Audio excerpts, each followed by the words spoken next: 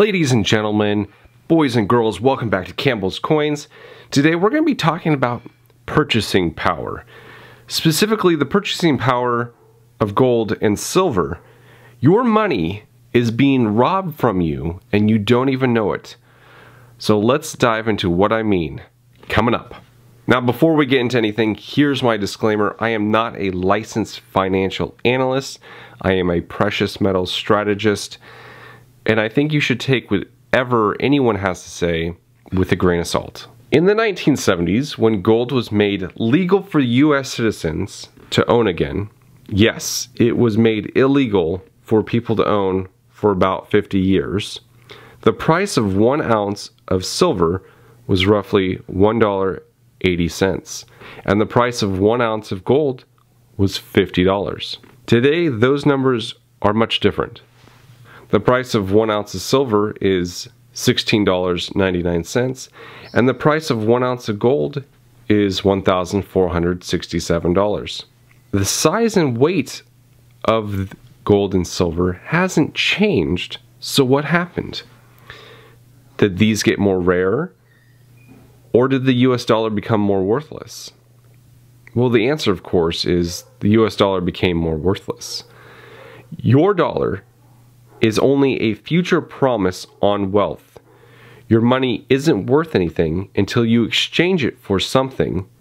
$1 is a promise on a dollar's worth of goods. If the price rises because of, let's say, inflation, your $1 is worth a heck of a lot less than it was, let's say, a year ago. Because of inflation, you are literally being robbed of wealth every day you hang on to any sort of fiat currency. I saw a post on Instagram a few months ago from someone who was showing off their $5 Indian half-eagle gold coin like I have right here. His IG handle was Patriot Coins, or it currently is Patriot Coins. He shared a story that he had heard from his family about his grandpa. His grandpa was walking home from school one day and saw a shiny object in the gutter. He knew it was a coin, but upon further inspection, the boy found it was a $5 half-equal gold coin. Excited, the boy ran home and showed his parents, and that gold coin fed the family for the next month. Mind you, this is not a family of today's standards, 1 to 2 kids and the parents. This was a family of 11. Initially, my reaction was, wow, that's a great story. But upon further reflection, there's so much more going on here. That $5 gold coin fed his entire family of 11 for a full month in 1930. So what will that $5 get you today? A coffee? Maybe? A breakfast burrito? Basically a single meal for one person. What would that $5 coin, this one right here, do for you today? That same $5 coin today is valued around $425. If you're looking at melt value, you're looking probably at $365, I think. But based on the condition and the rarity, whatever year, it could be worth thousands of dollars more. But can it still feed that same family of 11 for an entire month? Inflation has driven the price of food too high, and the price of precious metals has been suppressed and doesn't reflect its true value. So I would say the answer is no. But that same coin could probably feed a family of 4 for a month. And that's if you're going to go off of the melt value. If we were to look at the numismatic value of the coin, we could get much more for the same $5 gold coin.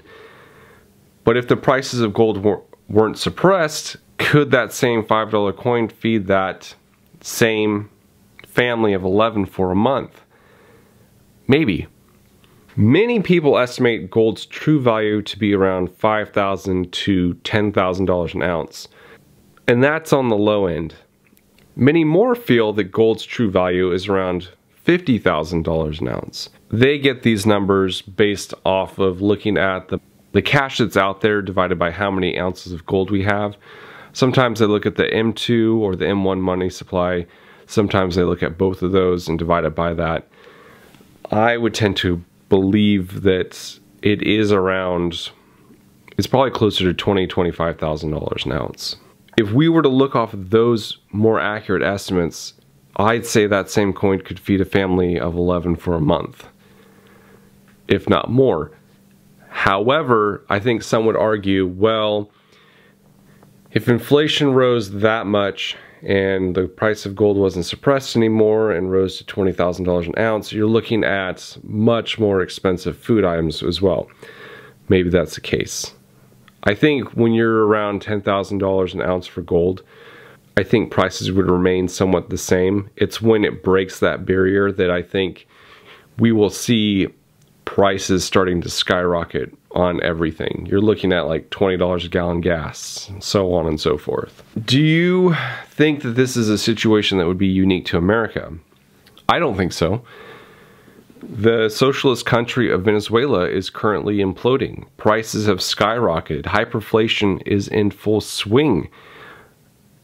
But what will precious metals get you? Well, an ounce of silver will feed a family for 6 months. An ounce of gold will buy you a house in Venezuela. Venezuela isn't the only example either. If we were to look back in the 1920s at Weimar Germany, they experienced the same type of runaway inflation. Zimbabwe too. I think they have, they're printing paper notes with the value of 100 trillion on them. I'll include those images, of course. So gold and silver will protect your wealth from inflation, and that's what's coming with all this printing. So what do you think? Do you think that this $5 Indian half eagle could feed a family of 11 for a month? If we were arguing numismatic value and you had a rare year with a, you know, say it's like a 1915S that was in a high grade, then absolutely, I think it could feed a family of 11 for a month. At current melt value, though, for most common date coins, I don't think so. This contains little less than 1/4 of an ounce of gold, but that's still I mean, for such a small coin, I think this could feed a family of 4 for a month. Alright, so if this video gave you any sort of value, tell me. Put it in the comments below. Hit that like button if that's something you're into. Smash it if you like. Hit that bell. Subscribe if you haven't already. Thank you so much for watching Campbell's Coins, and that's my 2 cents.